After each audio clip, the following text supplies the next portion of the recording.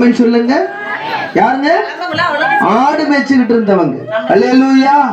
இவங்க மேய்ப்பர்கள் ஆடு மேய்ச்சிட்டு இருக்கிறாங்க. ஒரு பெரிய நட்சத்திரம் என்ன செய்யுது? பிரகாசிக்குது. இந்த பிரகாசிக்கிற நட்சத்திரத்தை பார்த்து கேட்கிறாங்க, எங்கேயோ ஒரு நல்ல காரியம் நடந்திருக்கு, அதனால இந்த நட்சத்திரம் என்ன செய்யுது?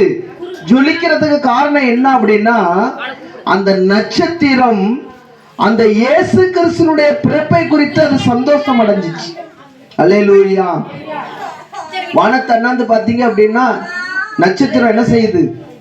நமக்கெல்லாம் சின்ன பிள்ளையில பாப்பா சொல்லுவாங்க, மீன் புத்திருக்குமாங்க. அல்லேலூயா.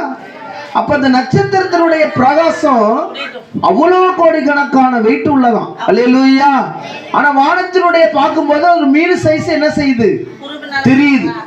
அந்த நட்சத்திரம் தான் இயேசு கிறிஸ்துவினுடைய பிறப்பை குறித்து அந்த மேய்ப்பர்களை, வான சாஸ்திரிகளை வழி நடத்தி கொண்டு வந்தது. அல்லேலூயா.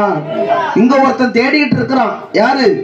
அந்த நாட்டினுடைய ராஜா தேடிட்டு இருக்கிறான். யூதருக்கு ராஜாவாக பிறந்திருக்கிறவர் எங்கே? அவனை எப்படியாவது ஆண் பிள்ளை அவனை என்ன பண்ணிடணும்? கொலை செஞ்சிடணும்.